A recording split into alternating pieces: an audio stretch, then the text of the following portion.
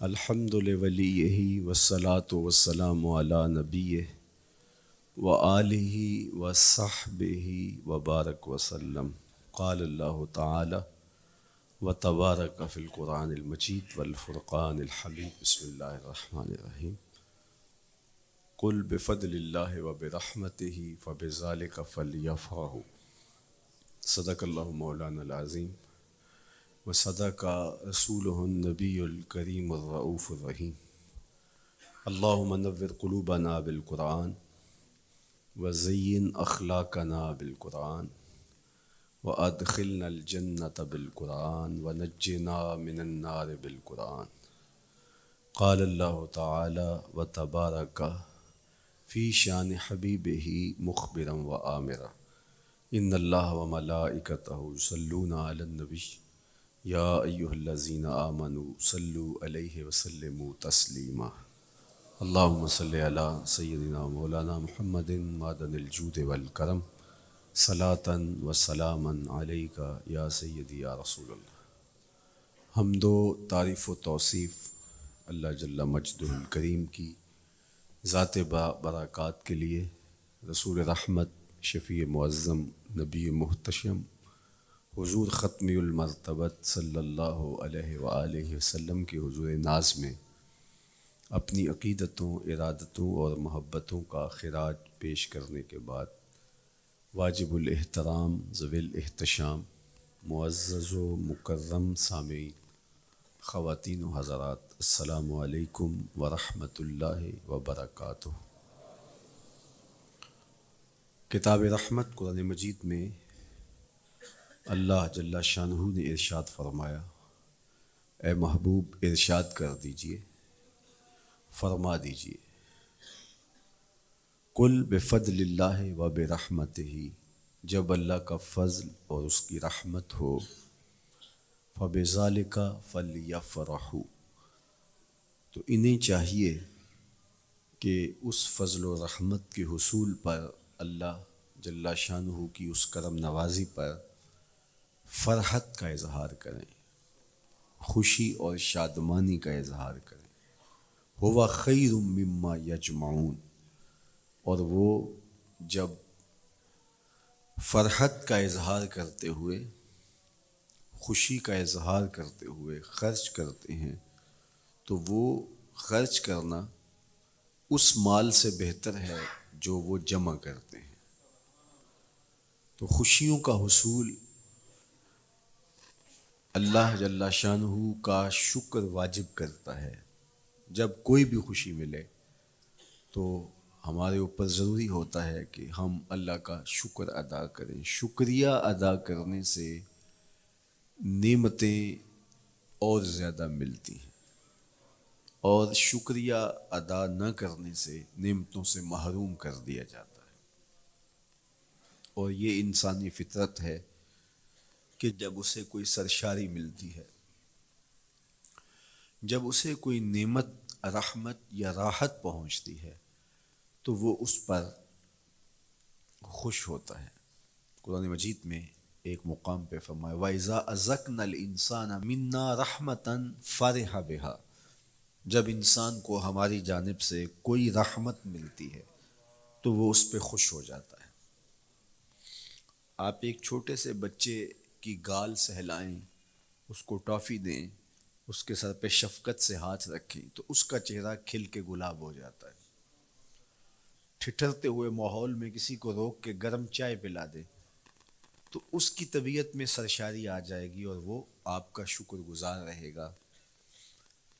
تو یہ انسانی فطرت ہے، اس میں مسلمان ہونا بھی ضروری نہیں ہے کہ کسی بھی شخص کو آپ کوئی شے عطا کرتے ہیں، اسے کوئی خوشی دے دیتے ہیں، تو وہ اس سے بہت زیادہ سرشار ہوتا ہے۔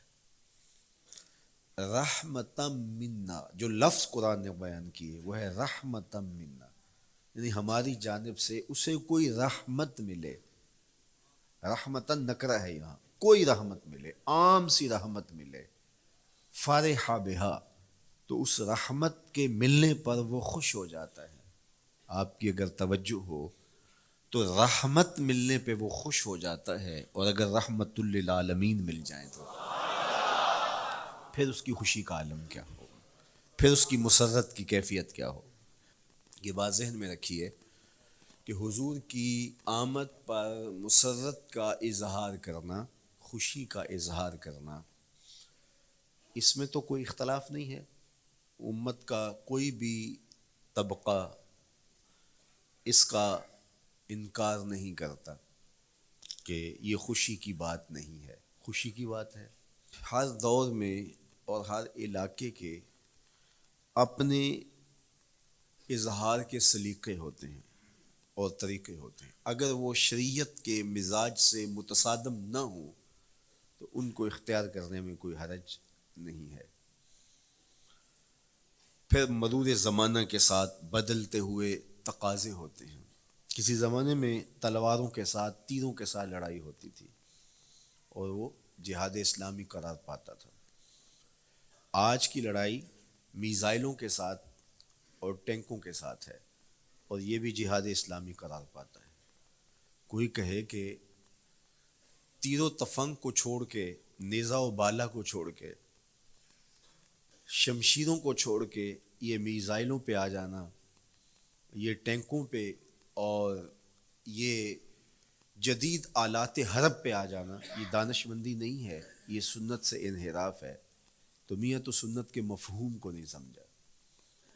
اس دور میں آلات حرب وہ تھے، بدلتے تقاضوں کے ساتھ آلات حرب یہ ہوئے، تو وہ بھی عین جہاد اسلامی تھا، یہ بھی عین جہاد اسلامی ہوگا۔ اسی طرح خوشی کے مختلف طریقے ہیں۔ کسی زمانے میں بالکل پرانے لوگ جانتے ہیں، جب کسی کے ہاں خوشی آتی تو وہ گڑ کی روڑیاں بانٹتا، یہ پرانا طریقہ۔ پھر اس کے بعد پتاشے بانٹنا شروع ہو گئے لوگ، پھر اس کے بعد وہ شکر پارے آ گئے، اس کے بعد پھر لڈو آ گئے، پھر موتی چور، اور پھر نہ جانے کیا کیا۔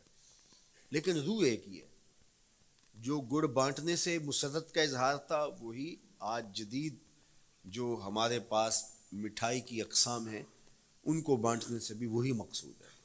کسی زمانے میں کسی کہ ہاں بیٹا ہوتا تو وہ گھر کے دروازے پہ پتے باندھ دیا کرتے تھے۔ یہ اس دور کی جھنڈیاں تھیں، اظہار کے لیے کس گھر میں خوشی آئی ہے۔ تو آج کے دور میں تو ہمیں پتے باندھے ہوئے نہیں ملتے۔ آج گھروں کے اندر ولادت مبارک کے یا مختلف طرح کے غبارے لگا دیے جاتے ہیں یا جھنڈیاں لگا دی جاتی ہیں۔ تو مختلف بدلتے ہوئے ادوار میں وہ طریقے ضرور بدلے، لیکن جہاں تک مسرت کا اظہار ہے، وہ روح بعین ہی ہر دور میں، ہر علاقے میں، ہر جو ہے وہ کلچر میں موجود ہے۔ کسی بھی خوشی پہ مسرت کا اظہار، مسرت اور سرور اور کیفیت کا اظہار، یہ انسانی زندگی ہے۔ اسلام ہمیں مسرتوں کے اظہار اور شکرانے کی صورت کے بہت سارے طریقے دیے ہیں، اس میں سے روزہ رکھنا بھی ہے۔ ان طریقوں میں سے ایک طریقہ نوافل ادا کر کے شکر کا اظہار کرنا بھی ہے۔ خیرات بانٹ کے، لوگوں کو کھانا کھلا کے مسرت کا اظہار کرنا ہے، لوگوں کو لباس پہنا کے مسرت کا اظہار کرنا ہے۔ اور اسی طرح دعوت ہے، مختلف مواقع پہ مختلف چیزیں ہیں۔ پیر کے دن حضور علیہ السلام روزہ رکھتے تھے۔ پوچھا حضور آپ پیر کے دن روزہ کیوں رکھتے ہیں؟ قال فیہ ولدت، کہا اس دن میں پیدا ہوا تھا۔ تو اپنی ولادت کا حضور دن پیر روزہ رکھ کے اللہ کے شکرانے میں دن گزارتے تھے۔ گو حضور علیہ السلام کی زندگی کا ایک ایک لمحہ رب کے تشکر میں بسر ہوتا ہے، لیکن حضور نے اس کی وجہ بیان کر دی کہ میں اس دن کا روزہ خاص طور پہ اس لیے رکھتا ہوں، فیہ ولدت، اس دن میری ولادت ہوئی تھی۔ اللہ اکبر۔ تو حضور کی ولادت اللہ کی بہت بڑی نعمت، اور اس پر شکرانہ خود میرے حضور نے ادا کیا ہے۔ علماء نے لکھا ہے کہ حضور کی ولادت کی خوشی یہ اللہ کی رضا کا سبب اور ذریعہ ہے۔ آپ نے سنا علماء سے کہ دین کا سب سے بڑا دشمن جس کا نام لے کے مذمت کی گئی وہ ابو لہب ہے. پورے قرآن میں کسی اور کافر کا ابو جہل کا نام بھی نہیں، عتبہ عتیبہ اور امیہ کا نام بھی نہیں ہے. لیکن نام لے کر کے مذمت اگر کسی شخص کی گئی وہ تو ابو لہب کی گئی. حضور علیہ الصلوۃ والسلام جب کوہ صفا پہ جلوہ فراز ہوئے، وَأَنذِرْ عَشِيرَتَكَ الْأَقْرَبِينَ، حکم ہوا پہلے قریبی لوگوں کو آپ اللہ کا ڈر سنائیں. تو حضور علیہ السلام نے قریبی لوگوں میں محنت کی، تو قریش کو، صنادید قریش کو، بنو ہاشم کو بلایا اور بلا کہ حضور نے ایک بات کہی کوہ صفا پہ کہ اگر میں تمہیں کہوں اس پہاڑ کی دوسری جانب سے ایک لشکر آ رہا ہے جو تمہیں کچل دے گا تو کیا میری بات مان لو گے؟ تو انہوں نے کہا اگر نظر نہ بھی آیا تو ہم کہیں گے ہم اندھے ہیں، آپ سچے ہو. ہماری نظروں کو پھیر لگ رہا ہے، آپ جھوٹ نہیں بول سکتے. ہم نے 40 سال آپ کے شب و روز دیکھے ہیں، تو کیسے ہم یہ گمان کر لیں؟ تو حضور نے فرمایا اگر میری ذات پہ اتنا یقین ہے تو مان لو اللہ ایک ہے. تو ابو لہب سب سے پہلے بولا تبا لک ھنالک سائر الیوم الہذا جمعتنا معاذ اللہ، کہ آپ کا معاذ اللہ ہاتھ ٹوٹ جائے، آپ نے اس لیے ہمیں جمع کیا تھا. تو اللہ تعالیٰ جل شانہ نے اس کا جواب دیتے ہوئے ارشاد فرمایا تبت یدا ابی لہب وتب، ظالم تیرے دونوں ٹوٹ جائیں، ظالم تیرے دونوں ٹوٹ جائیں. تو ابو لہب کا نام لے کے مذمت کی گئی. لیکن یہ بدترین کافر جب حضور کی ولادت ہوتی ہے تو اس کی لونڈی سویبہ اس کو جا کے خبر دیتی ہے کہ تیرے مرحوم بھائی کے گھر بیٹا پیدا ہوا ہے. تو یہ بہت خوش ہو گیا، اس لیے نہیں کہ نبی تشریف لائے ہیں، اس لیے کہ میرے مرحوم بھائی کے گھر میں چراغاں ہوا. تو بھتیجا ہونے کے ناطے اس کو ایک سرشاری اور خوشی ہوئی، اور لونڈی کے خبر دینے پر اس نے اشارے سے اس کو کہا جا تو آزاد ہے. اللہ اکبر. یہاں سے یہ بھی سمجھیں کہ حضور نے صحن کائنات میں قدم رکھا، غلاموں کو آزادی ملنے لگی، غلامی کی زنجیریں ٹوٹنے لگی. تو صحابہ کو کہا جا تو آزاد ہے. خیر ابو لہب کی ساری زندگی آپ کو پتہ ہے، لیکن جب مر گیا تو حضرت عباس رضی اللہ تعالیٰ عنہ کو خواب میں ملا. انہوں نے کہا سنا کیسی بیت رہی ہے؟ اس نے کہا سخت مشکل میں ہوں، ڈاڑھی تکلیف ہے، حضور کی مخالفت بڑی مہنگی پڑی. لیکن اتنا ہے کہ جب پیر کا دن آتا ہے، جس انگلی سے اشارہ کر کے لونڈی کو آزاد کیا تھا اس سے ٹھنڈا اور میٹھا مشروب بھی ملتا ہے اور عذاب میں بھی کچھ کمی ہوتی ہے. شارع مسلم امام نووی کے استاد امام ابو شامہ، جو بہت بڑا نام ہے حدیث میں، وہ فرماتے ہیں جب ایک کافر کو حضور کو نبی سمجھ کے نہیں بھتیجا سمجھ کے خوشی کرنے کا بھی صلہ ملتا ہے، تو ایک مومن جو حضور کا غلام ہے اور حضور کو امام اور مقتدا اور نبی رسول اور محبوب سمجھ کے خوشیاں کرتا ہے، اس کو اللہ کتنا کچھ عطا کرے گا. دوستاں را کجا کنی محروم، تو کے بعد دشمنا نظر داری. جب تو دشمنوں کو اتنا دیتا ہے تو دوستوں کو کتنا عطا کرے گا. تو حضور کی آمد پر مسرت کا اظہار، بشاشت کا اظہار، یہ اہل ایمان کا طریقہ رہا ہے. ہاں جو اس کا انداز ہے، کسی کو نوافل میں زیادہ سرور ملتا ہے وہ نوافل کثرت سے پڑھ لے، کسی کو زیادہ سرور روزے میں آتا ہے تو وہ روزے رکھ کر کے اس شکرانے کو ادا کرے، کوئی ذکر کی مجلس سجا لے. مختلف طریقے موجود ہیں.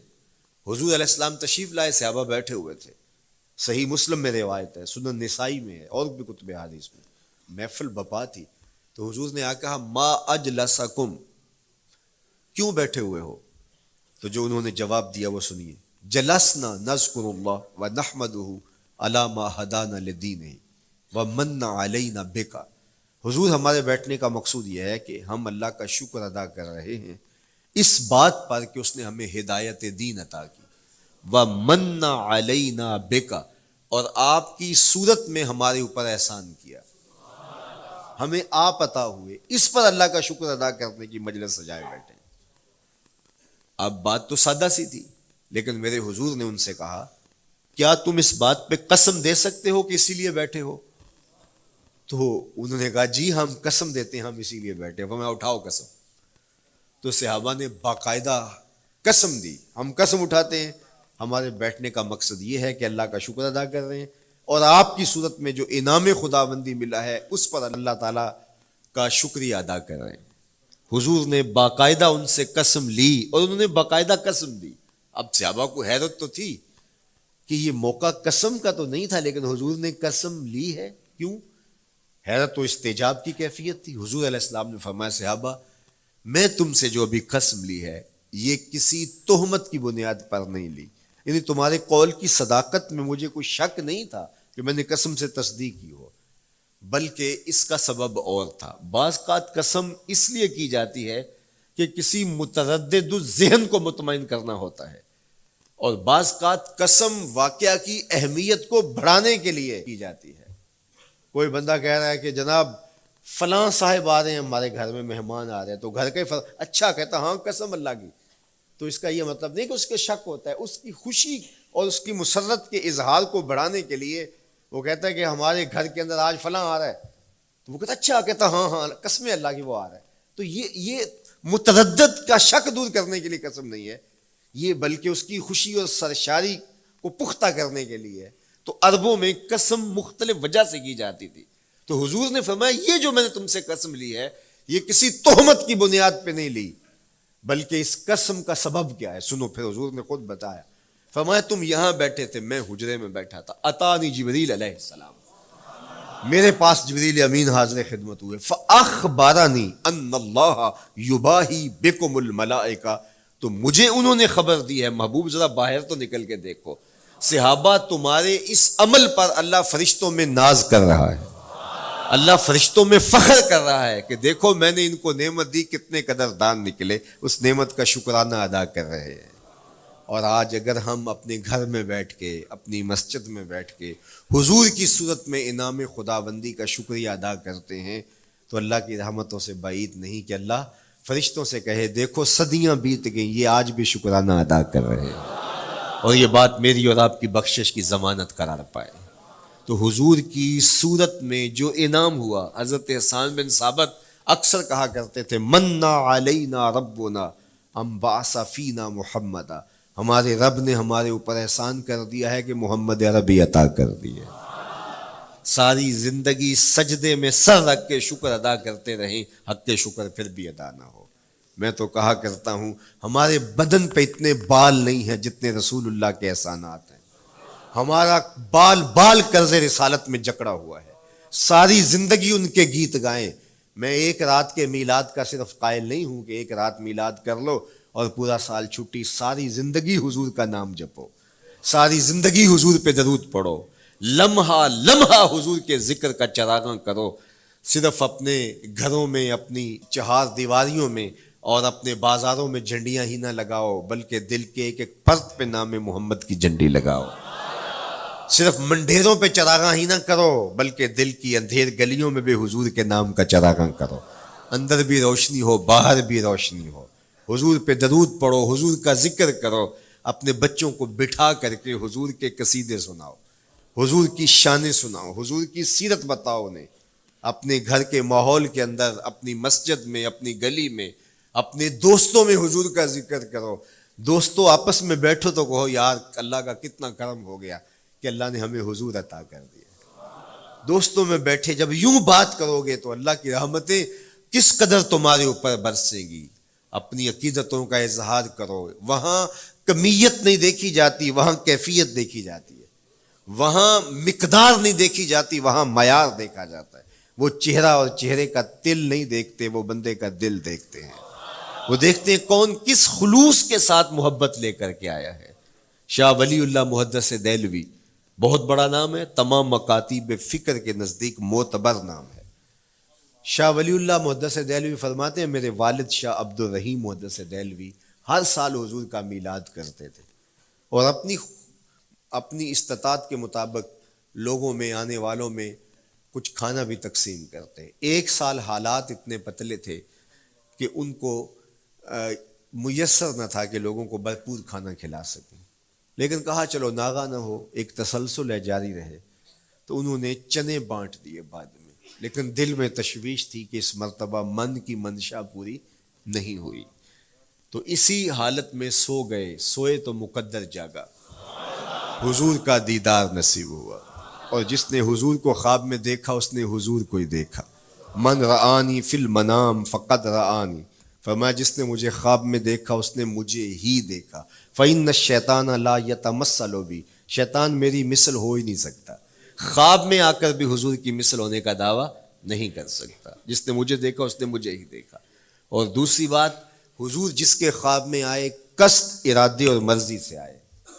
تیسری بات، حضور علیہ الصلوۃ والسلام نے خواب میں کسی کو کچھ عطا کیا تو وہ حقیقت میں عطا کیا۔ ویسے میں خواب میں کسی سے کچھ لیتا ہوں، آپ خواب میں کسی سے کچھ لیتے ہیں یا کسی کو کچھ دیتے ہیں تو وہ محض خواب ہوتا ہے۔ آپ نے کسی سے قرض لینا ہو تو وہ خواب میں آ کے ادا کر دے تو صبح اٹھ کے کھاتے سے نام کاٹ دیں گے؟ آپ کہیں گے خواب میں ادا کیا، بھوک میں تڑپتے سو گئے، رات عالی نسب ہوٹل سے کھانا کھاتے رہے، صبح بھوک محسوس کریں گے یا نہیں؟ خواب میں کھایا ہے نا۔ وہ کیا کسی نے کہا 100 بار میرے ہاتھوں میں تیرا دامن آیا، جب آنکھ کھلی تو اپنا ہی گرے باں تھا۔ کچھ نہیں ہوتا، خواب محض خواب ہوتا ہے۔ لیکن اگر حضور کسی کو خواب میں کچھ عطا کرے، امام بوصیری سے پوچھو، رات چادر ملتی ہے، صبح اٹھتے ہیں کندھوں پہ موجود ہوتی ہے۔ حضور عطا کرتے ہیں تو حقیقت میں عطا کرتے ہیں۔ امام سخاوی نے القول البدیع میں لکھا ہے، ایک شخص حضور کے روضے پہ کھڑا ہے اور کیا کہتا ہے؟ انا ضیفوں کا، میں آپ کا مہمان ہوں، اور آپ کے ہوتے ہوئے کسی اور در پہ تو نہیں جانا۔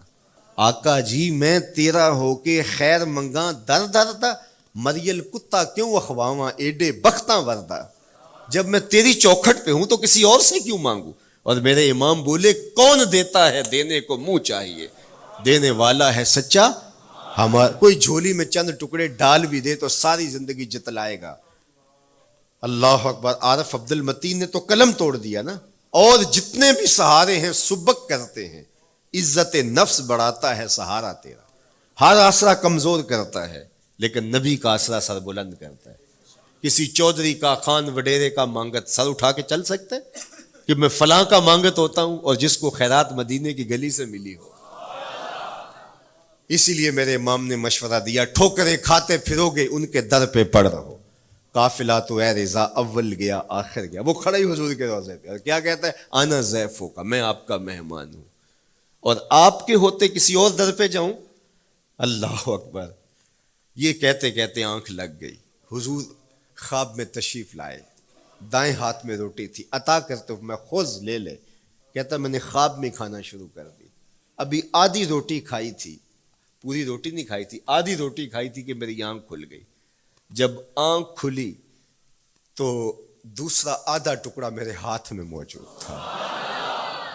وہ دیتے ہیں تو حقیقت میں دیتے ہیں۔ تو شاہ ولی اللہ محدث دہلوی فرماتے ہیں کہ میرے والد شاہ عبد الرحیم محدث دہلوی نے خواب میں حضور کو دیکھا، اور چونکہ دن یہ عمل گزرا تھا اور کہ مہمانوں کو خاطر خواہ تواضع نہیں کر سکا تھا، تو حضور کے سامنے انواع اقسام کی چیزیں پڑی ہیں، ان میں میرے والے چنے بھی موجود ہیں اور ان کے ساتھ شفقت فرما رہے ہیں۔ تو یہاں معیار دیکھا جاتا ہے، مقدار نہیں دیکھی جاتی، یہاں کمیت نہیں دیکھی جاتی، کیفیت دیکھی جاتی ہے۔ یہاں چہرے اور چہرے کا تل نہیں دیکھا جاتا، یہاں آنے والے کا دل دیکھا جاتا ہے۔ یار چہرہ تو چمکدار تھا، اسی لیے ابو لہب کہتے ہیں نا، شعلے کی طرح چمکتا ہوا، لیکن جہنم کا ایندھن بنا، اور کالے رنگ والا، ہونٹ موٹے ہیں، لیکن کعبے کی چھت میں کھڑا اذان دے رہا ہے۔ اذان ازل سے تیرے عشق کا ترانہ بنی، نماز تو اس کی دید کا ایک بہانہ بنی، ادائے دید سراپا نیاز تھی تیری، کسی کو دیکھتے رہنا نماز تھی تیری۔ تو عقیدتوں کے رنگ اور محبتوں کے رنگ حضور علیہ السلام کے ساتھ جب کوئی پیش کرتا ہے تو رائے گانی جاتی۔ یہ وفاداروں کا در ہے، یہاں بے وفائی کا تصور ہی نہیں ہے۔ وہ ہاتھ پکڑتے ہیں تو پھر چھوڑتے نہیں ہیں، اس لیے ان سے محبت کا ربط قائم کیجیے، اپنی اولادوں کو حضور کا پیار سکھائیے، اپنے گھروں میں میلاد کیجیے۔ لازم نہیں ہے کسی عالم دین کو بلاؤ، آپ اپنے گھروں میں حضور علیہ السلام پر درود پڑھیے گا، بچوں کو بٹھائیے گا اور حضور کی سیرت کا کوئی واقعہ ان کو سنائیے گا۔ صحابہ اپنے بچوں کو بٹھا کر کے حضور کی سیرت بتایا کرتے تھے، حضور کا نقشہ بتایا کرتے تھے، حضور کے شمائل ذکر کیا کرتے تھے، اور کوئی صحابی ملتا تو تابعین جمع ہو جایا کرتے تھے اور اسے پوچھتے تھے اچھا بتاؤ حضور کی صورت کیسی تھی، زلفیں کیسی تھی. یہی میلاد ہے نا. میلاد میں حضور کے فضائل کا ذکر ہوتا ہے، شمائل کا ذکر ہوتا ہے، خصائل کا ذکر ہوتا ہے. اور موسم حج کا ہے. ایک اونچے ٹیلے پہ حضرت سیدنا ابو طفیل چڑھ گئے. یہ آخری صحابی ہیں، اس کے بعد کوئی صحابی نہیں. آخر میں سب سے آخر میں فوت ہوئے 110 ہجری میں. حضور کے وصال کے 100 سال بعد تک زندہ رہے. اونچے ٹیلے پہ چڑھ گئے اور لوگوں کو کہا لوگوں آؤ، اس وقت روئے زمین پہ میرے علاوہ کوئی نہیں جس نے حضور کو دیکھا ہے. بس انہی آنکھوں نے حضور کو دیکھا ہے. کیا ناز ہے. میرے ایک استاد ہوتے تھے سر محمد علی حاشر، اللہ ان کی قبر پہ رحمت نازل کرے. تو وہ بڑے بڑے مشاہیر اہل سخن سے ملے تھے تو وہ بات کرتے تھے. میں مولانا ظفر علی خان کا مصاحب رہا ہوں، میں نے اقبال کو دیکھا ہے. داغ دہلوی نے اپنے شاگردوں سے کہا تھا آنے والی صدیاں تم پہ ناز کریں گی اے لوگو، تم نے داغ کو دیکھا، تم نے داغ سے باتیں کی ہیں. یار جس نے داغ دہلوی کو دیکھا ہے وہ تو ناز کریں، جس نے اقبال کو دیکھا ہے وہ تو فخر کریں، جو مشاہیر اہل سخن کے پاس بیٹھتا رہا ہے وہ تو فخر کریں، اور جس کی آنکھوں نے جمال محمد عربی دیکھا ہے وہ اپنے مقدر پہ ناز کیوں نہ کریں. تو کہا لوگوں آؤ، اس وقت روئے زمین پہ میرے علاوہ کوئی نہیں جس نے حضور کو دیکھا ہو، آؤ مجھ سے حضور کی باتیں سنو. لوگ جمع ہو گئے اور کہا صف لنا رسول اللہ، تم نے حضور کو دیکھا ہے تو بتاؤ حضور کیسے تھے. تو حضرت ابو طفیل نے 3 لفظوں میں میرے حضور کا حلیہ بیان کیا، یاد کر لو. حضرت ابو طفیل نے کہا کان رسول اللہ صلی اللہ علیہ وسلم ابیض ملیحا مقصدا. ایک تو چٹے رنگ کے تھے، ایک تو حضور کا رنگ گورا تھا. دوسری بات ملیحن، حضور کا حسن نمکین تھا. اور تیسرا مقصدا، حضور متوازن تھے، نہ قد لمبا نہ قد پست، سوا صدر والبطن، سینہ اور پیٹ برابر. لیسا بالطویل الممغط ولا بالکثیر المتردد، نہ پست کے عجیب دکھائی دیں نہ اتنے لمبے کے عجیب لگیں بلکہ درمیانہ قد. لیکن اذا جامع القوم غامرہم، سن لو حضور کا قد تو درمیانہ تھا لیکن جب لوگوں کے درمیان چلتے حضور کے کندھے لوگوں کے سروں سے اونچے دکھائی دیتے. یہ اللہ نے شان دی اپنے محبوب کو. مکھ چند بدر شاہ شانی، متھے چمک دی لاٹ، کالی زلف تے اکھ مستانی.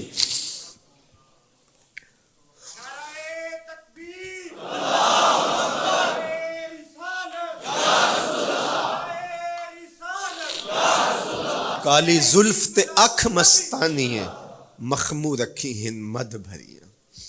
میں آپ کو مدینے کی گلی میں لے جانا چاہتا تھا کہ حضور علیہ السلام کی جب آمد ہوئی تو اہل مدینہ نے کس طرح جلوس نکالا، وہ عقیدتوں کے کیا رنگ تھے. لیکن وقت سمٹ گیا. لیکن اتنا سن لو کہ جب حضور تشریف لائے تو جنوبی سمت سے حضور آئے تھے. جب انہوں نے دیکھا نا تو اچانک ودا کے پہاڑوں کی اوٹ سے حضور دکھائی دیے. تو سیاہ پہاڑ ہیں تو ان سے جب حضور کا چمکتا ہوا چہرہ دکھا نا تو بے ساختہ انہوں نے کہا طلع البدر علینا، وہ دیکھو چاند چڑھ گیا ہے. طلع البدر علینا، وہ دیکھو چاند چڑھ گیا. یہ شاعری خود بخود ہوتی ہے، خود بخود ترتیب. ایک ہوتی ہے آورد، ایک ہوتی ہے آمد. یہ آمد ہے. طلع البدر، وہ دیکھو چاند چڑھ گیا. من ثنیات الوداع وجب الشکر علینا. مورخ اسلام حفیظ جالندری نقشہ کہتے ہیں جنوبی سمت سے اٹھا ایک نوری غبار آخر. جنوبی سمت سے اٹھا ایک نوری غبار آخر، سواد شہر میں داخل ہوا ناکا سوار آخر. زباں پر اشرق البدر علینا کی صدائیں تھیں، دلوں میں ما دعا للہ دائی کی دعائیں تھیں. نبوت کی سواری جس طرف سے ہو کے جاتی تھی، درود و نعت کے نغمات کی آواز آتی تھی.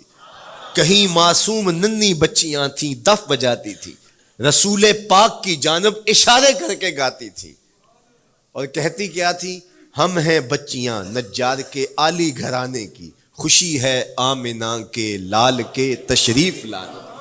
خوشی ہے آمنہ کے لال کے. عجیب رنگ بکھرے ہوئے تھے. حضور نے جب بچیوں کو دیکھا تو فرمایا تم مجھ سے محبت کرتی ہو؟ انہوں نے کہا ہم دل و جان سے آپ سے پیار کرتی ہیں. تو حضور نے فرمایا واللہ انا احبکن، اللہ کی قسم میں بھی تم سے پیار کرتا ہوں، میں بھی تم سے پیار کرتا ہوں.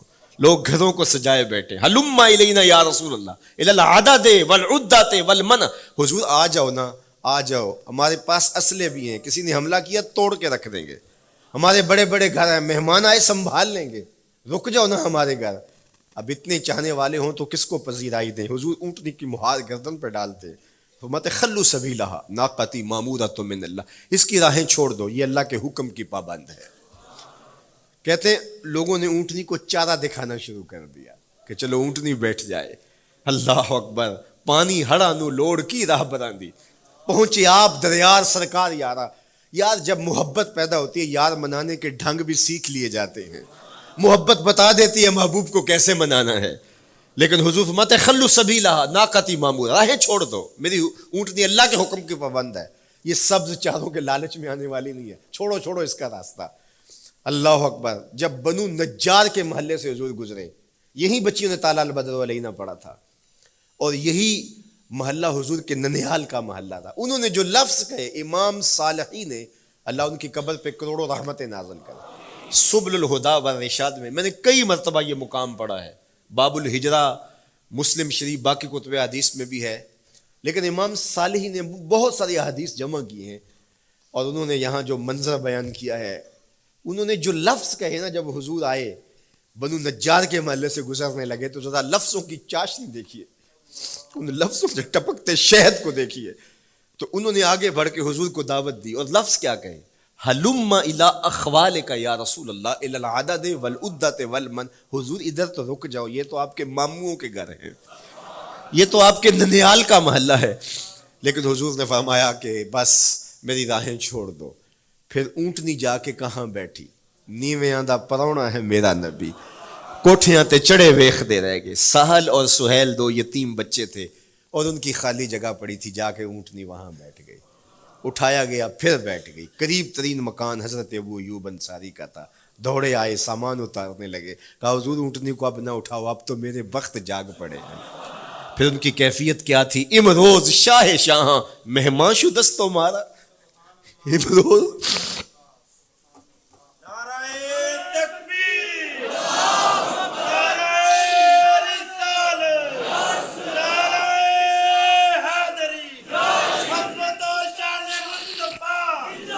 امروز شاہ شاہاں مہمان شدست مارا، جبریل با ملائک درباں شدست مارا.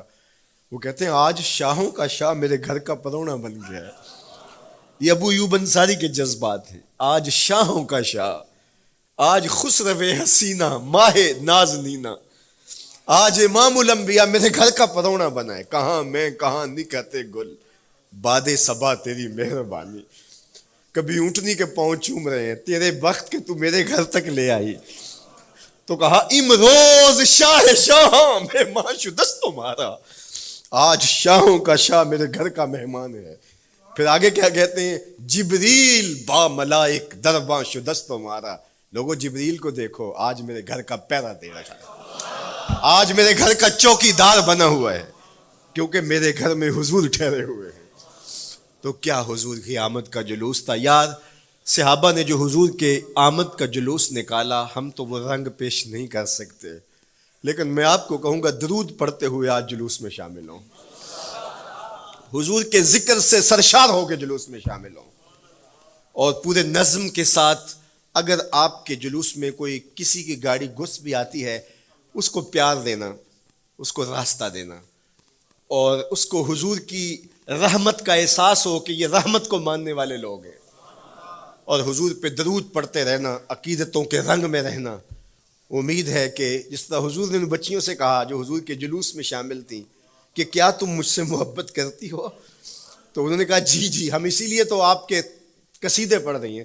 تو حضور نے فرمایا واللہ میں بھی آپ سے محبت کرتا ہوں. تو ہو سکتا ہے حضور ہمیں فرمائے میرے میلاد کے جلوس میں آنے والوں میں بھی تم سے محبت کرتا ہوں. اللہ آپ کو سلامت رکھے. وآخر دعوانا ان الحمدللہ. مائے نی میں کنوں آکھاں درد ਵਿਛੋੜ ਦਾ ਹਾਲ ਨੀ